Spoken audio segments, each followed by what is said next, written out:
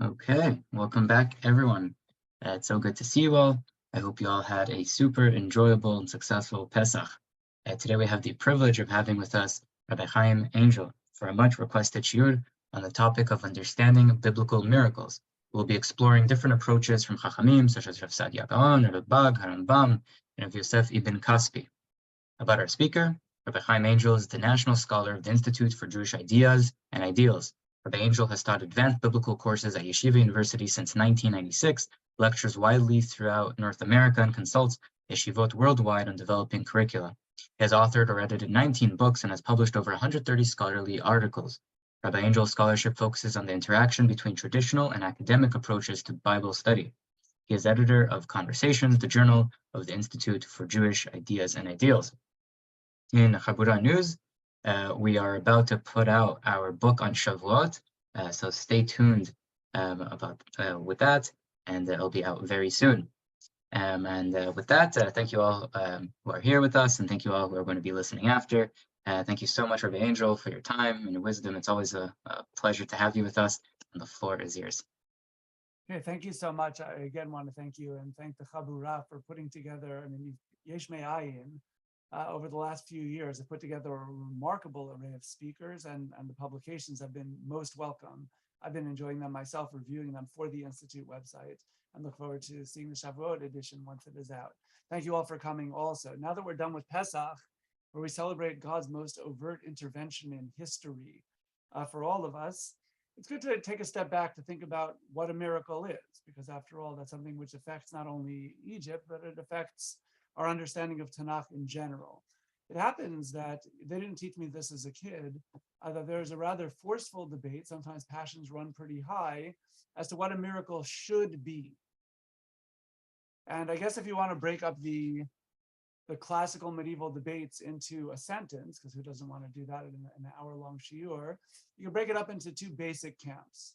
One camp views a miracle the way that I think most people, the way that when I lived in New York City, the way that I used to test all theological premises is, if I'm boarding a bus and there's a person right behind me about to board the same bus, can I explain this idea before we both get on the bus?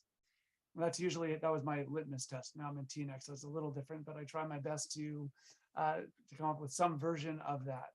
If you had to get on a bus and be able to summarize one side of this debate in a nutshell, you would say it's the Z theory, where basically the world is going on as it is. Then there's a problem, God needs to get involved. And so using his almighty powers, intervenes on the spot using those powers to change either the natural order or at minimum to make an active change. That God did something directly to change the outcome. I think that's what most people boarding that bus would think a miracle is. A miracle is something that it's not just that it's unanticipated, but it's basically the impossible happening because God is involved. So this view is championed by many, including notably people like Rashi and Ramban, Nachmanides. They tend to follow that sort of view and prefer to see God's hand in the Torah and all the Tanakh as direct intervention with the power of Tzd. Okay, so that's one side. Then there's a whole nother side. These are the ones that they didn't teach us. I learned their names in school, but I didn't realize that they had such a vehemently different position than the first one.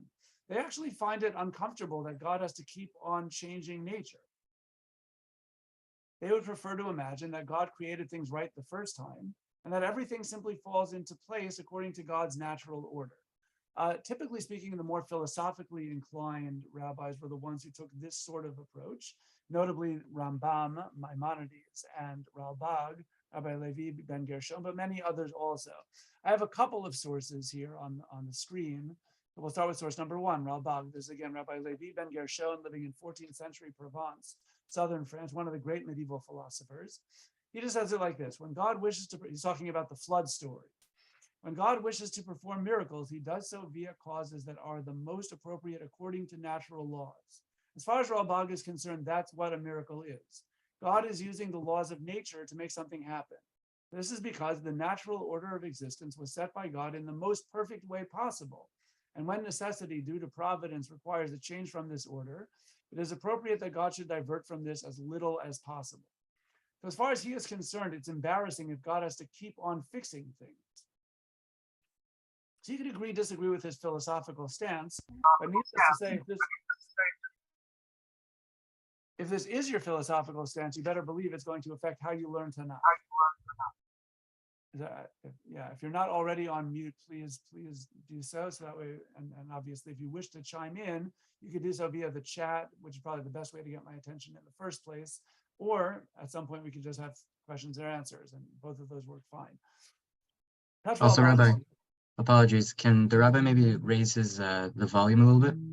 My volume is pretty. Hold on. Let's see what I got over here. That's not the right thing. I'm just going to wear my headphones. If you don't hear me well, I'm going to do something about it.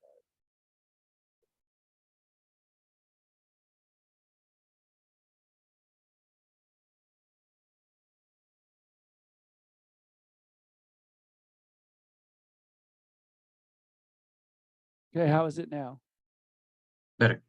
Okay, so I'm going to go to that, and we're going to go over to Rambam. Rambam says that in source number 2, I try to reconcile the Torah and reason, and wherever possible, consider all things as of the natural order.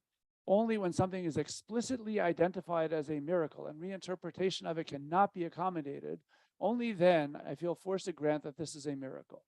So Rambam, before Ralbag, expresses the same bias, which is it's much better if you read all of the stories in Tanakh as natural, and only when you're utterly forced by the text to think otherwise do you do so. Rambam makes a general point in other writings of his that a natural event is considered a miracle when a few things happen. Most notably, a prophet needs to forecast the miracle. So if Moshe says the sea is about to split, that's miraculous. And also if it's an exceedingly unusual event, meaning even if it follows the natural order, it's still unusual. So it's prophetically predicted and it's unusual. It's a very large event. I'll just add to that, it also has to do with the timing. If the sea splits and God predicts it, tells Moshe that it's going to split, the timing was very good. It split right before the Israelites crossed and it closed onto the Egyptians so the Egyptians would drown. So you have to add that component to what Rambam is saying, but that's basically the gist of it. Rambam thinks that even some great event like the splitting of the Red Sea is best explained in accordance with the laws of nature, even if it is a rare event. Okay, so that's how he does it. So those are the two basic sides of the debate. You have the view, which is that God is constantly intervening through Tanakh directly, and you have the natural view, which is miracles are great natural events that happen at a perfectly timed moment where God tells a prophet that it's going to happen, and it's large. It's a big event. Then you have this middle position, which is what I'm most sympathetic to, which is that when you want to learn Tanakh, it's always better if you work from the text outward than from the idea inward. It's impossible to really do that, by the way, but you have to try. Both of these two views really don't try so hard. Both of these views have preconceived notions. Basically, they both agree with the following premise. God is incredible. And they're just debating over what does it mean. So according to Rashi and Ramban, it's more incredible if God intervenes all the time. Whereas for Rambam and Ralbag, it's more incredible if God just did it right the first time. It's a philosophical debate. Rabbi Yosef Ibn Kaspi, who lived in 14th century Provence also, I think gives an approach to us that I personally follow to the degree that's possible. I mean, it's impossible to be unbiased, but at least to make an effort to, what does the text really say? What are the fair parameters of how one could view this text? And then the rest is how you want to see how a miracle works. So Rabbi Yosef Ibn Kaspi, living in the 14th century, has heard enough of both sides by now to say, I do not approve of the predilection of the masses of our contemporaries to locate miracles in scripture as often as they can, to the extent that they seize any opportunity to interpret a text supernaturally. So he doesn't like the zist position. He doesn't like the idea of going through the entire Tanakh and seeing God intervening everywhere. Ironically, this does not reinforce the existence of miracles, but weakens it, since in many cases they miss the real intent of the verses. Sometimes there's absolutely no reason to read something supernaturally. The conduct of some of our co-religionists who think highly of themselves, he doesn't like, even though he's a philosopher too, he doesn't like those who start with the philosophy and then superimpose it onto the text. Is likewise erroneous if they try to reconcile everything in scripture with nature. Says you can't do that either. There are some miracles in Tanakh that it's very difficult to explain naturalistically, even today. let alone in the medieval period. I prefer to interpret each text independently, truthfully, and contextually. So honestly, I think that that is the best possible stance for an interpreter. That's certainly the view that I would try to encourage, which is let's hear what the text actually says and don't come in with a preconceived notion. And then at the end of the day, odds are high you'll still be able to decide if you prefer the zt approach or God works through nature approach, and you'll still be happy. But at least don't detract from what the text itself is trying to do. So this shiur, very briefly, will survey a couple of my favorite examples, but there are so many others, obviously. When you go through Tanakh, there are many, many, many miracles. And so our Parshanim have to decide the parameters of how to go about reading the text. So here's one of them in source number 4. Whatever happened to Mrs. Lot anyway? God destroys Sodom, and Lot, his wife, and his 2 single daughters are running for their lives. And the angel of destruction gives them explicit orders not to look behind them. So we'll read the Hebrew, and then we have the English right underneath it in source number 4.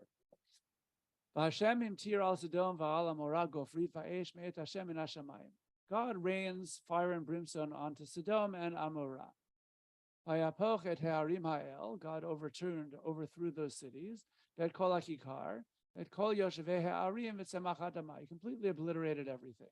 Vatabet ishto me'acharav. Lot's wife looked behind her. Vatihi nitziv melach. Okay, so that's the part that matters. Well, what just happened today? The simplest reading is probably what the JPS, which is what I have as the translation over here, says. Lot's wife looked back, and she thereupon turned into a pillar of salt, meaning she was a human being until 5 minutes ago, and now she's a table season, just a very large quantity of it.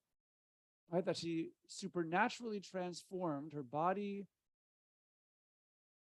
makeup was whatever we're made up, all the different components that we're normally made up, and now she's just a great big block of salt. Okay. So the question is, what do you do with that?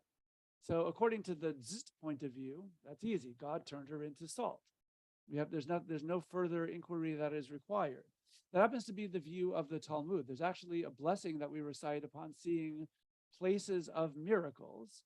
And so in source number 5, I'll read the English over here. The sages taught, one who sees the crossings of the Red Sea, where Israel crossed, and the crossings of the Jordan, and the rock upon which Moses sat when Joshua waged war against Amalek, and Lot's wife. So if you see Lot's wife, presumably you'll see some pillar of salt and say, whoa, there's a miracle. I have to make a blessing. And the wall of Jericho that was swallowed up in its place. On all of these miracles, one must give thanks and offer praise before God. The Talmud goes on to question, how can you make a blessing over the Lot's wife? Doesn't that she died? It's tragic. So they modify what blessing to say for her in the ongoing discussion. But for our purposes, the premise of this Talmudic passage is Lot's wife was a person and actually turned into salt. So they're reading the pasuk, going back to 4, Atabet isho me'acharav, that she looked behind her, Atihi nitziv melach, and she became a pillar of salt. So the supernaturalist approach has no problem reading the verse. That seems to be a very smooth reading. Those who want to take more naturalistic approaches have 2 different angles into this, and they're both represented in our classical interpretation. Rabbi Yosef Bechor Shor, who was one of the Balei Tosafot, who lived in the 13th century, in the 12th century, and also Radak, who lived in the 13th century, Rabbi David Kimchi, they both understand the verse like this: Vatabet ishto me'acharav, his wife turned from behind him. Lot's wife looked back. Vatihi nitziv melach. She didn't stop being made up of the same elements that were made up. She was still a human being, but now she was a dead human being because she was overtaken by the fire and brimstone that was bombarding the city. It was the delay killed her. By lingering behind in Sodom, she simply was killed by whatever other people of Sodom were killed. And elsewhere in Tanakh, the term melach is used. Salt is used as one of the ingredients of that destruction. So from that perspective, there's nothing supernatural happening to Mrs. Lot. She simply was killed by the stuff that was killing everybody else in the city of Sodom. That's that approach. A more extreme approach is taken by Rabbi and a few others as well. They have to make a syntactical leapfrog. Even that's not good enough for Rabbi. So Rabbi comes up like this. The subject of the previous sentence was the cities, right? God was overthrowing the cities of Sodom and Amorah. So when it says in Kavav in 26, Vatabet ishto me'acharav, and Mrs. Lot looked behind her, Vatihi nitziv melach, it means Mrs. Lot looked behind her and she the city had turned into a pillar of salt. The Vatihi does not modify Mrs. Lot, even though she was the immediately preceding subject, but rather it refers to the fact that the cities had become salt. So in that reading, by the way, fun possibility, you could read the pasuk this way and say that Mrs. Lot actually survived altogether. She saw that the cities were destroyed, but nothing happened to her. Rabbi doesn't like that. He says that no, she was then overthrown by whatever was killing off the people of Sodom. But that pasuk doesn't say it. So we have three possibilities. The supernatural approach is Mrs. Lot turned into a pillar of salt. That's the view of the Talmud. That's the view of Rashi and many others also. Those looking for a more naturalistic approach have at least a somewhat fair way to read it. Either Vatihi Nitziv Melach means she was overtaken by the bombardment, or I think a more strange reading of that overall bag is that she turned behind her and behold, she saw that the city had turned into salt. There's just a good exercise in whatever you thought about miracles before has a direct impact on how you read the pasuk. You're not reading the pasuk and looking outward here. You had an idea of what a miracle should be, and that's simply going to affect how you read these words. Okay, another example, it's harder to read the words any other way, but that's going to push some of our more rationalistic commentators up against the wall. My personal favorite miracle, I'm sure it's yours too, is when the sun stopped in the middle of the sky in Yoshua's time. That's a really good one. Yoshua, just to give the context of the story, Joshua is the general of the Israelite army and the leader of the people at this time. They have just entered the land recently, and they're conquering various cities.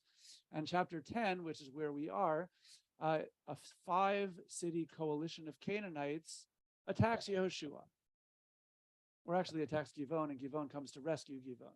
So Givon is doing battle with 5 cities. Okay, Yoshua defeats them, and they start to run away. They're going to try to run away to go back to their walled cities. Yoshua does not want them to reach their walled cities because then they will be free, and then Yoshua will have to go ahead and besiege these cities. Because that's the setting of the story. So night is coming, or at least Yoshua thinks so. And so Yoshua prays for something really remarkable. So I'll read it in English, but you have the Hebrew as well. On that occasion, when the Lord routed the Amorites before the Israelites, Joshua addressed the Lord and said in the presence of the Israelites, "Stand still, O sun, at Givon, O moon, in the valley of Ayalon." It sounds like he's asking the sun and the moon to stop moving. You know, for us, that would mean Earth stop rotating, but in the biblical eye, that the language that they would have spoken is the one that we still use, sunrise and sunset. They might have actually thought that that was really happening, and that's fine. But the issue is, and the sun stood still, and the moon halted, while a nation wreaked judgment on its foes. It sounds like it worked. The sun remained in the midday position, and the moon remained not in the sky, and therefore night did not fall. And that seems to have given Yoshua a lot of extra time to catch up with the fleeing Canaanites, much to the Canaanites' chagrin. As it is written in the book of Yashar, thus the sun halted in mid-heaven and did not press on to set for a whole day. Smoothest reading is that the sun stopped mid-sky for 24 hours, and that would be way more time than Yoshua would have bargained for. If it's noon, let's say sun sets today at 7 o'clock. Okay, so he has 7 hours to catch fleeing Canaanites. Suddenly he gets 24 hours. That's way better. And he was able to catch the Canaanites. For the Lord fought for Israel. Neither before nor since has there ever been such a day when the Lord acted on words spoken by a man. So the plain reading of the text is what it is. The plain reading of the text is the sun and moon stopped in their cycles, presumably for a full 24 hours, a whole day. And that gave Yoshua ample time to capture the fleeing Canaanites. That's fantastic. So the Zit camp, those who think that God is directly intervening, okay, God can do this. Yes, it's unusual. Even the text recognizes that this was truly above and beyond, even by divine standards, but that's what it is. What about Rambam and Ralbag? How are they going to explain this one naturalistically? The sun doesn't stop in its orbit, and in our language, the earth doesn't stop rotating. And honestly, if it did, I wouldn't want to be standing on it at that moment. Right? So the question is, what happened according to them? And the answer is, I like this one, absolutely nothing. Nothing happened on that day. If you were in Tel Aviv and the sun was supposed to set at 7 o'clock, it would have still set at 7 o'clock. You would never have known that anything unusual happened at all. And that goes for people in Australia too, for that matter. The sun just kept marching right on through the sky, or in our language, the earth kept right on rotating, and nothing at all happened. How do they explain this story? Basically, it's a psychological principle. they thought that it was impossible to catch their enemies. This is Ralbag's view. Ralbag thinks that Yoshua believed in his mind that it was physically impossible that they would ever capture the Canaanites, but they did. It's a miracle. We caught the Canaanites. It's as though the sun stopped moving, but nothing really happened. Yoshua simply remarkably overtook the Canaanites that he thought he never would catch otherwise. So it felt like the sun must have stopped in the middle of the sky, but nothing at all happened. According to Rambam, it just appeared to the people as though it was the longest daylight of the year. Again, it was a psychological rather than a physical miracle.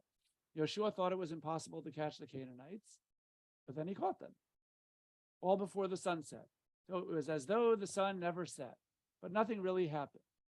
Now, Torah Barbanel, who takes the story at its literal word, Don Yitzchak Barbanel, he was a great philosopher too, but he didn't like it when philosophy overrode the biblical text. And in this case, he thinks that Rambam and Ralbag are way over the line here. The whole point of the story is that God did something that he's never listened to a person before. It sounds like something very major happened. And to say that nothing at all happened other than Yoshua wasn't expecting to catch them, but he caught them, that's a bit much for him. So he gets very, very, very upset. And he tends to write long tirades at moments like these. And sure enough, he does. So if you like reading long tirades in simple Hebrew, this is your moment. Read Barbanel. He launches a major attack against the philosophical position. The truth is, nowadays, we've come up with alternative readings that would help Rambam and Ralbag more, where something major did happen, but within the laws of nature. A simple way of doing it, as a scholar named George Mendenhall suggests, that there was simply a very violent hailstorm with a thick cloud cover. So we've all been in this. It's daylight, and suddenly it looks like it's so dark, you think it's almost nightfall. You know it's 3 o'clock in the afternoon, but my, oh my, it looks like it's nighttime. So let's say you're not wearing a watch, and you're on a battlefront, and this is happening. Okay, it feels like night is about to fall. So Yoshua says, okay, I can't have nightfall. I need to catch these guys. So he prayed for a miracle. There was a violent hailstorm, which bewildered the Canaanites.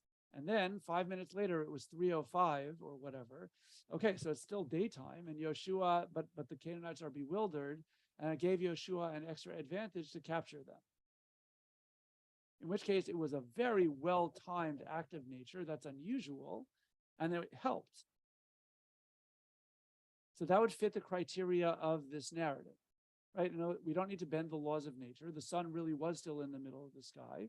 Under normal circumstances, Yoshua may not have captured the enemy, but this really, really, really did help. But of course, the sun kept on moving across the sky because the earth kept rotating. Okay, so that's one hypothesis. My personal favorite, I'm not voting for it, but it's the one I like the most, is that there was a solar eclipse. And if you really want to narrow it down, the previous favorite 50 years ago when people were writing articles about it, mark your calendars here, it was on September 30th, 1131 BCE at 12:40 p.m. based on NASA calculations. Pretty cool, right? But there was a major eclipse over Israel at that time, September 30th, 1131 BCE at 12:40 p.m. So the scenario goes like this. There was a major solar eclipse over Israel then, according to NASA calculations. It lasted for about 4 minutes, which is incredibly long for a solar eclipse. So one scholar named John Sawyer, who wrote an article about it, he quotes much more recent scientists who experienced total solar eclipses.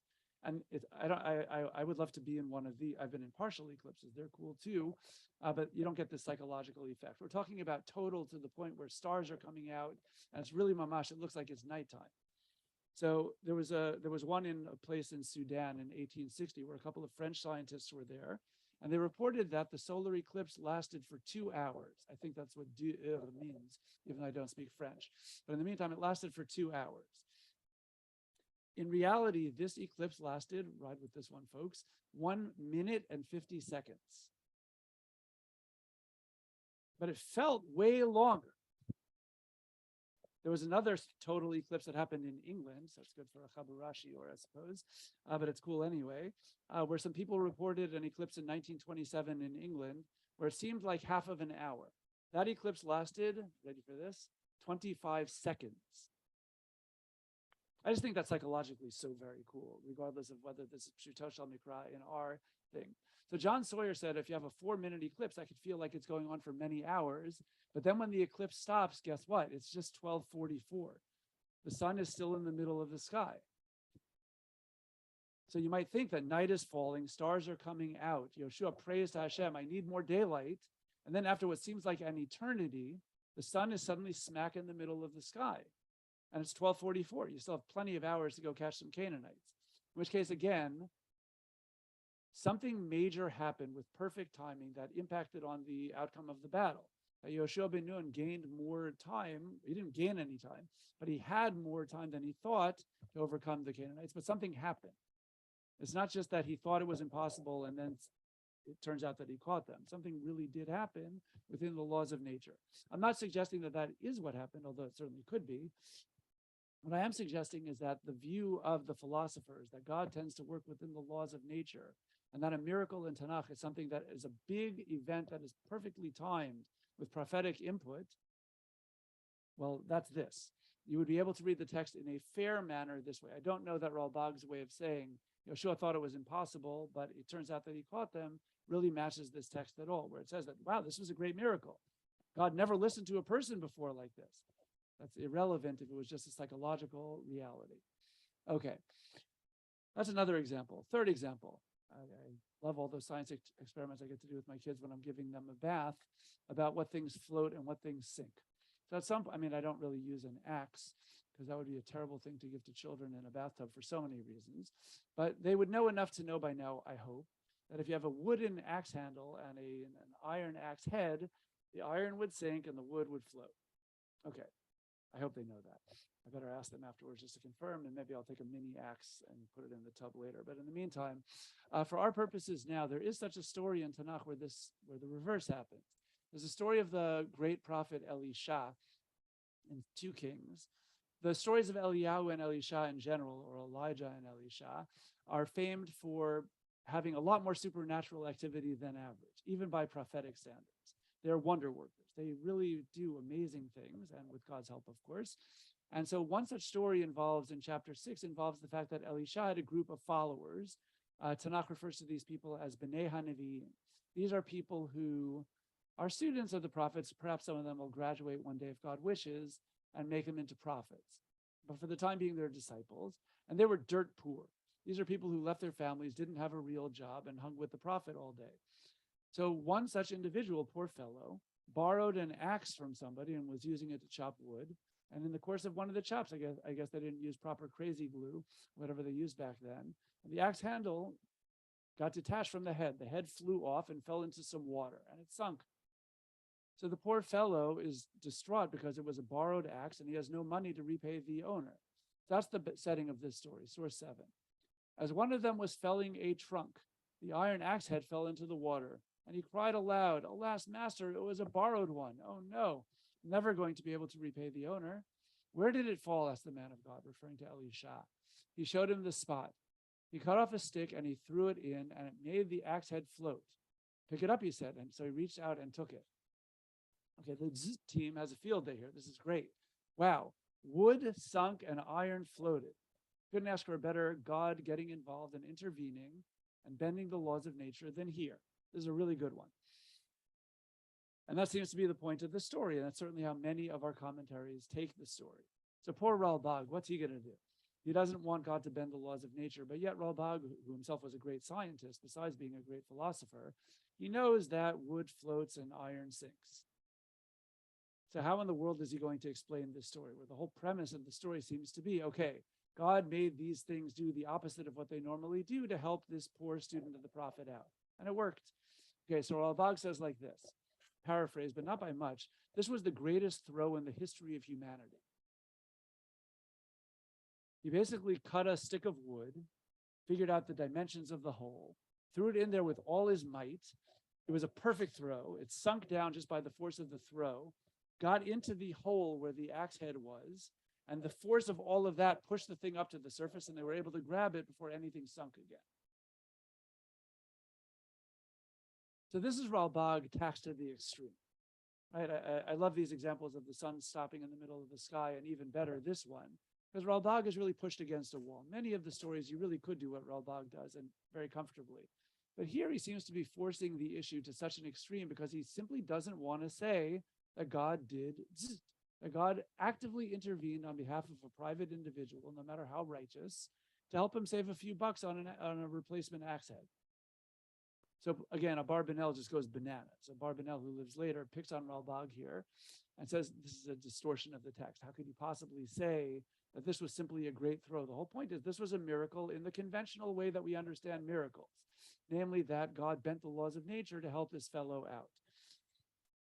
It's really a great example. I'm using these extreme cases because that helps us then move back toward more interesting examples where you really could see both sides.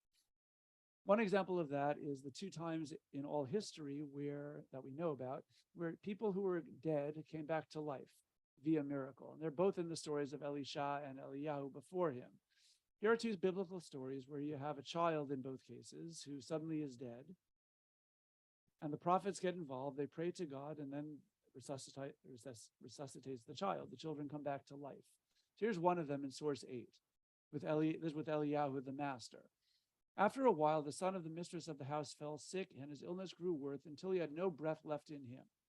She said to Elijah, "What harm have I done you, O man of God, that you should come here and recall my sin and cause the death of my son?"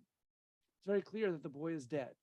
"Give me the boy," he said to her, and taking him from her arms, he carried him to the upper chamber where he was staying and laid him down on his own bed.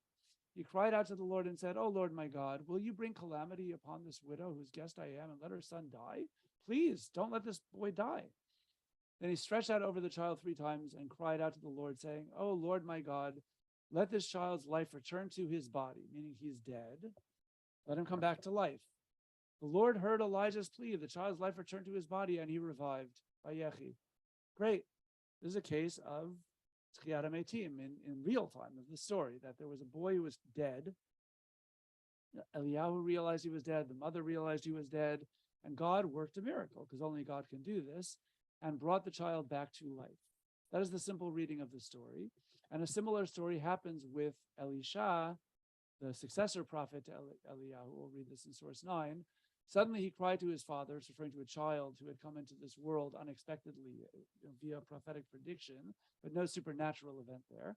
"Oh, my head," he said to his servant. "Carry him to his mother." He picked him up and brought him to his mother, and the child sat on her lap until noon, and he died. Okay, so he's dead. Elisha came into the house, and there was the boy laid out dead on his couch. He went in, shut the door behind the two of them, and prayed to the Lord. Then he mounted the bed and placed himself over the child.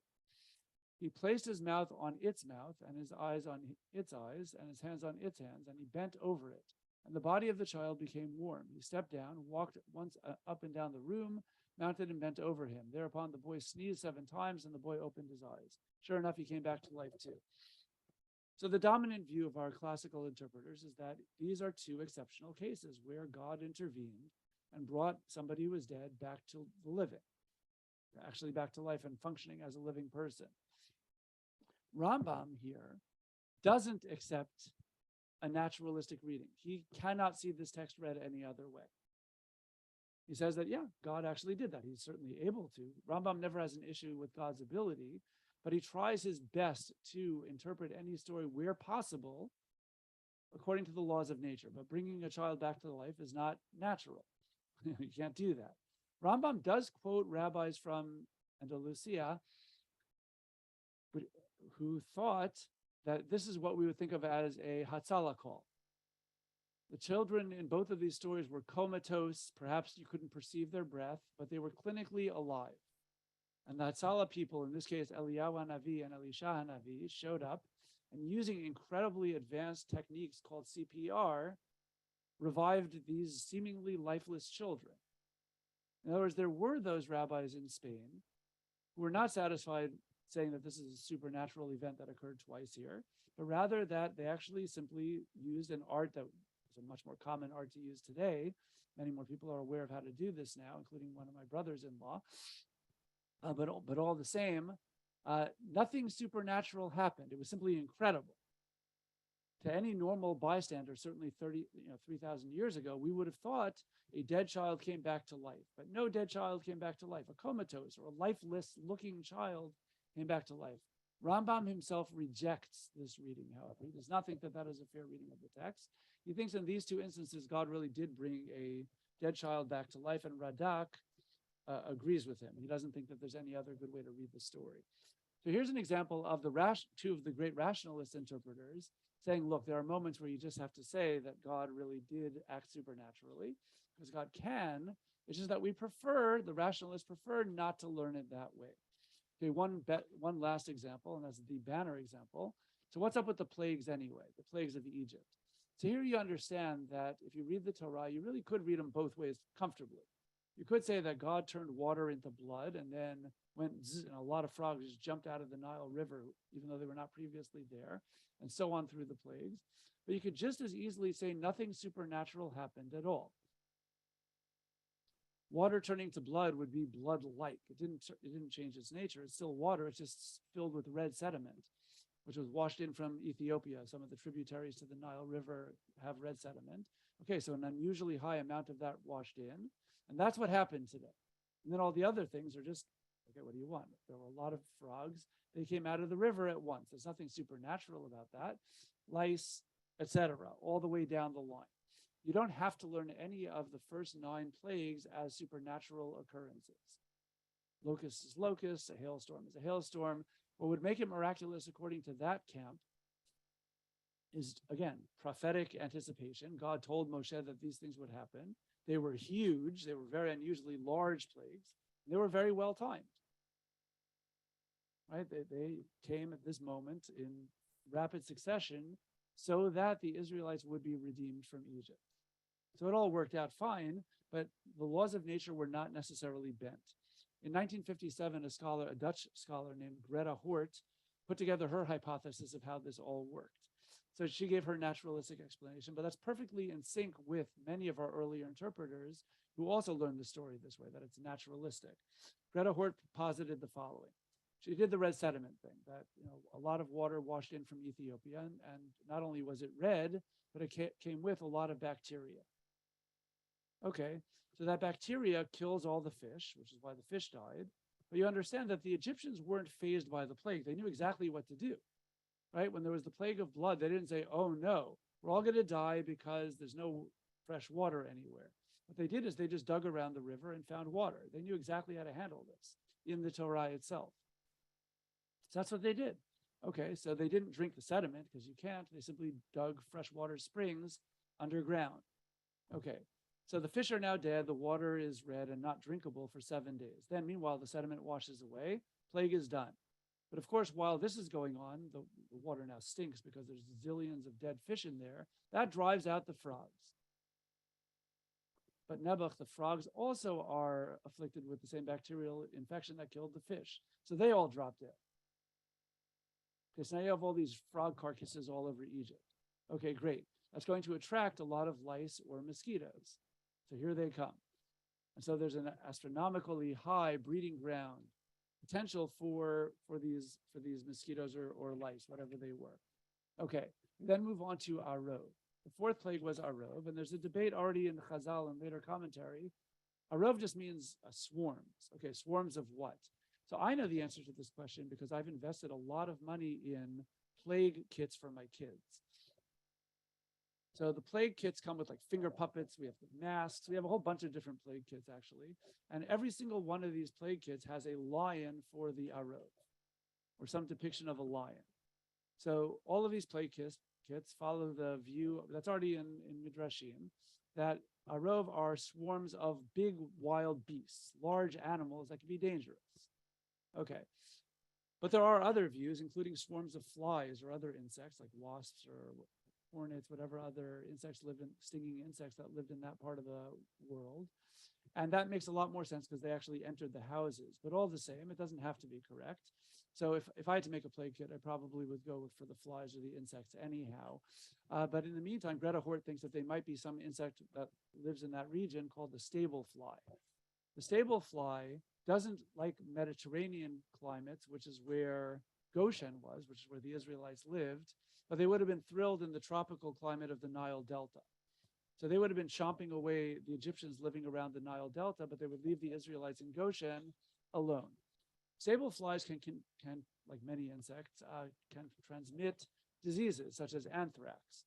Okay, so good news for everybody. So that transmission gives cattle disease to the cattle and gives boils to the people. Okay, so there you go. So here you have all these plagues happening in the Nile Delta area as a result of these flies, but Goshen is spared of all these things. Then there's a hailstorm. Okay, a hailstorm is a hailstorm. So Greta Horges argues that thunderstorms originating in Upper Egypt may be trapped in the Nile Valley and not make it over to Goshen. So it's very reasonable that you would have a hailstorm that would devastate what we think of as Egypt in our story, but leave the Israelites alone. Same thing with locust patterns. And so she just makes a scientific argument that some of these plagues may be causal. And even if they're not causal, they really can very well be explained as Nile Delta problems, but not Goshen problems. Well, after hailstorm and locust, it's not surprising that you would have the plague of darkness, which in all likelihood was a chamsin, where there would be a huge, terrible sandstorm that was thick, as the Torah describes it, where you would have 3 days where the Egyptians can't even leave their homes. It's not just that it's dark, it's that it was a thick darkness, which kept people trapped inside.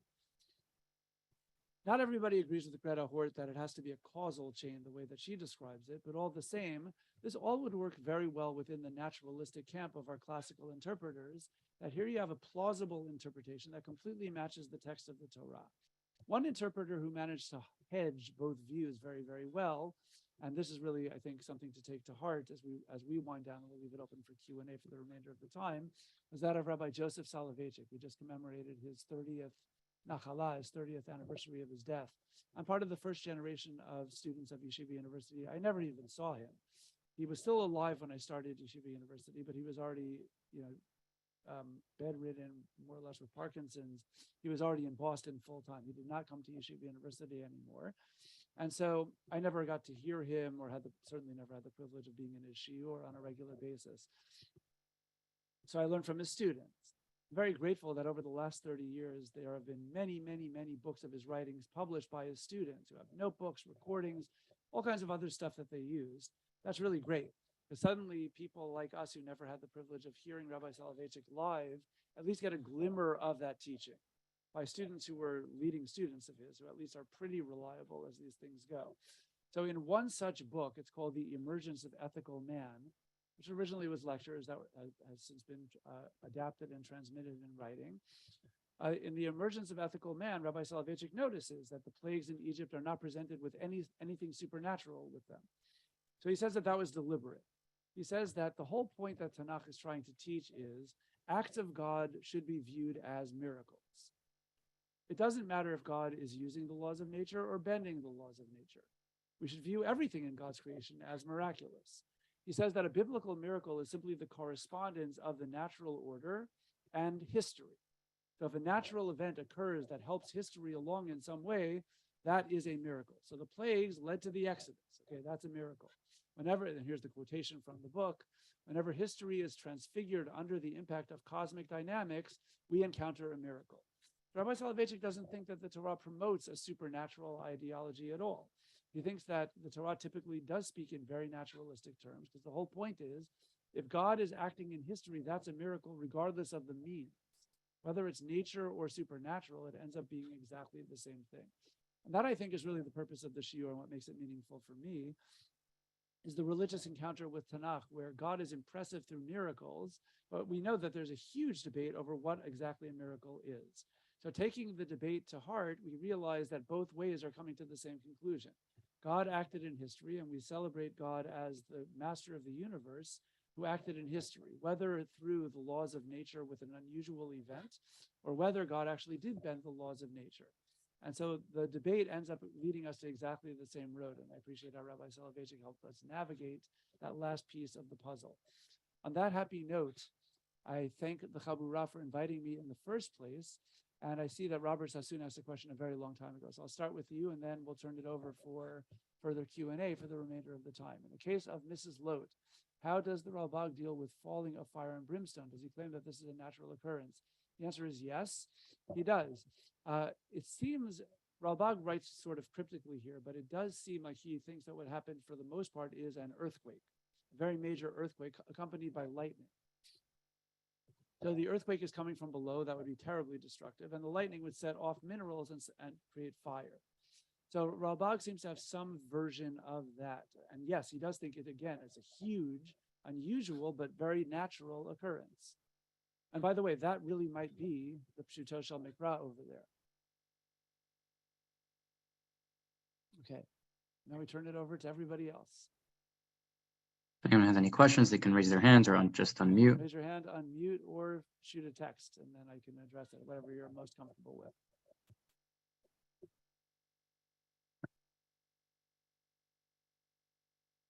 I have a question, which is, so according to the for example, the interpretation, like the Hatzalah call, where basically he comes in and then the Navi is thus advanced, CPR and brings this kid back to life. But essentially, you have is a guy who comes in, and then he claims that he's doing supernatural work meaning that they all think he's doing supernatural work, and he's not correcting them. Right. I don't think he's doing it as a matter of deceit, though. I mean, one hopes not, anyway.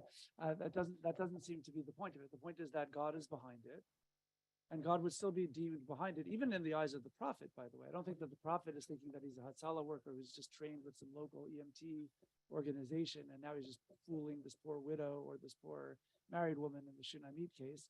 I don't think that that's what's going on at all. I think that they're praying even to God for help in this one. But the issue is, was the child really dead?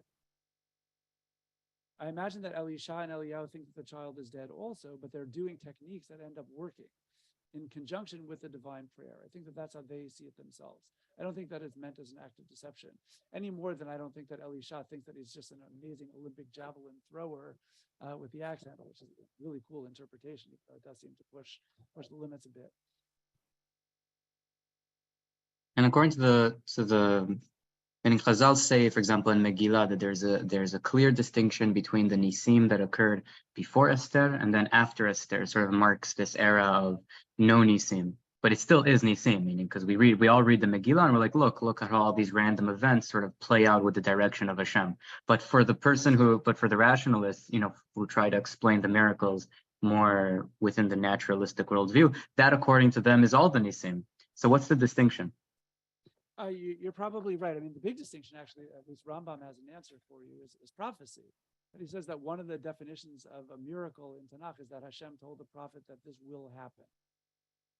So since prophecy stopped, so it's not a miracle in the same way. But in terms of the event, you're right. Like certainly Ralbag's way, where he doesn't seem to be as insistent on the prophetic point, he would say, I disagree with that.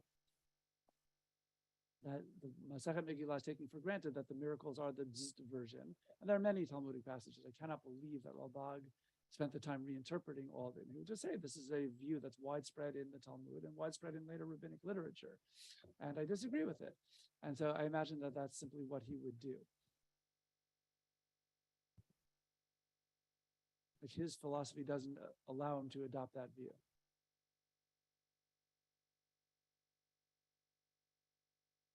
Okay. Anyone else? I'll give you a good example, within the, before and after. The first person ever to ask, hey, how come things don't happen like the biblical period anymore, was the Shofet named Gidon. Where I use my imagination. I mean, here, the Exodus from Egypt is certainly a very well talked about story from the very beginning, and the Torah wants us to talk about it. So you imagine generation after generation transmitted the story, and Gidon certainly knew it, and said, okay, great. God was with us, but where's God now? How come God isn't doing stuff like this at the moment? We're being oppressed by Midyanim. We're starving over here because they're oppressing us. Where's God? So God wants to prove to Gidon that God is still with us and he still does amazing things. So the way that he does it is he says, okay, Gidon, get an army together. So he does. Too many people, 32,000 men. Very brave men indeed. God says, no, I want this to be really impressive. 32,000 is too many. Get rid of them. So he asks, who's afraid? 22,000 people say, I am. And they all get dismissed immediately. 10,000 left. God says, nope, still too many. What are we going to do? So they go to the water. They lapse, 9,700 of them do what I would have done, which is you get on your knees and you lap out of your hand. 300 of them stood vigilant and drank. God said, okay, I want these 300 guys. There's a huge debate what the rationale of that distinction is. But what I care about for today is now there's just 300 men against 135,000 Midianite soldiers. So the whole point is Gideon wins with this tiny few. Wow, this is a great miracle, right? That's the whole point. Okay. Professor Yehuda Elitzur, who wrote the important commentary, the Dat Mikra Orthodox commentary on Sefer Shofatim, explains exactly what happened in this battle. There are 300 guys, right? We know that. You and I know that, and Gideon knows that. But the Midianim have surveillance. They saw Gideon gathering a huge army together. These 300 guys who come in the middle of the night. They break up into 3 units. I have to remember to have my hands on the screen. Okay, and they have shofars, and they have bonfire, torches, and they have empty pottery jars. None of them is holding a weapon. And then they come charging down and making a lot of noise and holding their bonfires and blowing the shofars and smashing these jugs. So the Midianim all leap up. It's midnight or whatever. It's terribly dark, and they freak out, and they all grab their sword and start swinging wildly because army discipline isn't their specialty when they're woken up in the middle of the night. So they end up killing one another, and the Israelites could just stand on the hills and watch this all happen. It's a brilliant, non-miraculous strategy. Right? Nothing supernatural here happened at all. It's just a great move, a really great move. And of course, the Midianim think that each one of these guys with a torch is leading a troop of 100 guys with swords or other weapons. They don't realize, no, there's nobody behind them. So I think it's a brilliant explanation that actually really might be right. It's certainly a fair way to read the story. But in no way is that explanation meant to take away from the fact that you and I are supposed to walk away from this story saying, what a miracle. 300 defeated 135,000. This is the hand of God. That's what God himself wanted to demonstrate in the narrative. There's no deception. It's really just it's a matter of religious perception, seeing God's hand in the world and in events, which I think is really the important lesson that Tanakh is trying to teach us, that rationalists and non-rationalists alike can savor God's actions in all of these stories the same way. But they should just need to understand one another and understand that these are two venerable positions on the books. That's why I like Rav Yosef Ibn Kaspi. He keeps his measure of independence and it allows him to actually read the words and say, okay, what are the fair ways of reading all of the words? Okay, yes. I have time for 1 or 2 more comments or questions.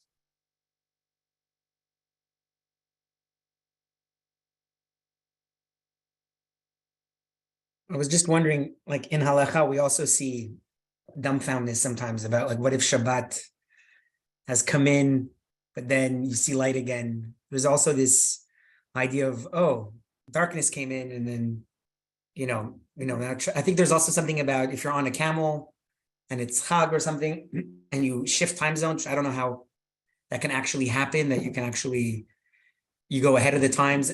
It was probably explained through some natural phenomena of darkness. Is that also, obviously it's not the same. We're not talking about miracles, but it just got me thinking that even the rabbis weren't fully aware, especially in the times of the Talmud, of of these natural occurrences that could, mislead someone. Oh, for sure. There's a really wonderful teshuvah by Rav Chaim David Halevi, who was the chief Sephardic rabbi of Tel Aviv Yafo. He died in 1998, and he held that post pretty much until his death. But somebody asked him a question. The Talmud doesn't have a blessing for eclipses, but it does have blessings for so many natural wonders. So why shouldn't we make a bracha for eclipses? They're a natural wonder. You can predict them.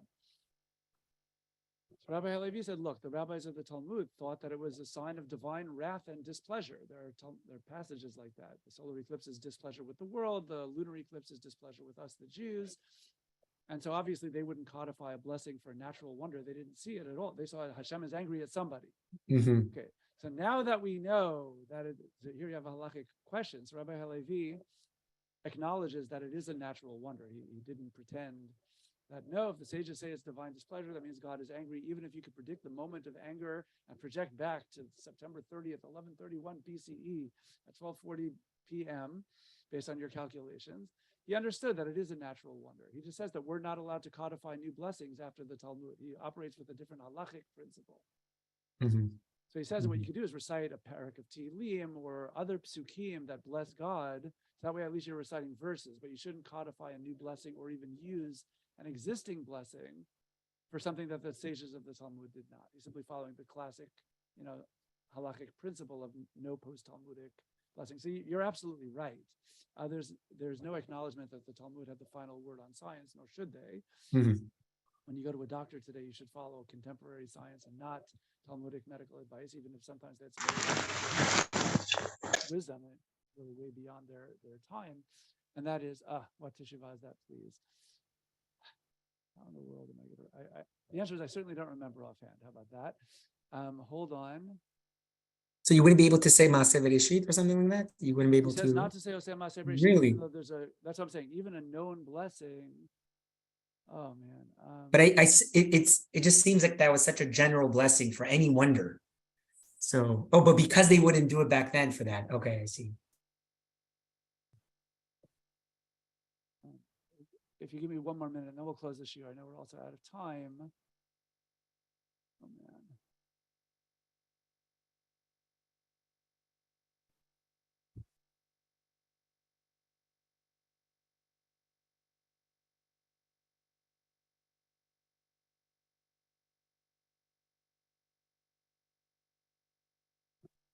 I think I have some good news for you.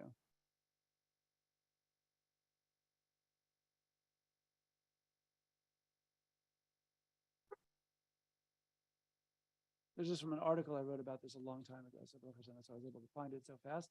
I'm just giving you the reference at the end of this right now. I'm typing that in. Selecha Rav 5:7. Okay. Now I will send it. Don't worry. And there it is. That's just what I wrote in this article a while ago, and then I put the source at the very end. Selecha Rav 5:7. I think that's really cool. I think it was a wonderful way of trying to bridge exactly your question with the halachic canons and not say, he didn't want to say the Talmud is wrong, but he acknowledged that an eclipse is something which is certainly a predictable and observable phenomenon, but Chazal simply did not recognize that because it doesn't happen on some regular occurrence. On that incredibly happy note, I want to thank the Chabura again for having me and thank all of you for taking time out of your busy days or evenings, depending on where you happen to live at the moment. And I look forward to learning with you on Wednesday, same time, same station. So thank you so much and take care. Thank you again. Thank you. Thank you. Everyone.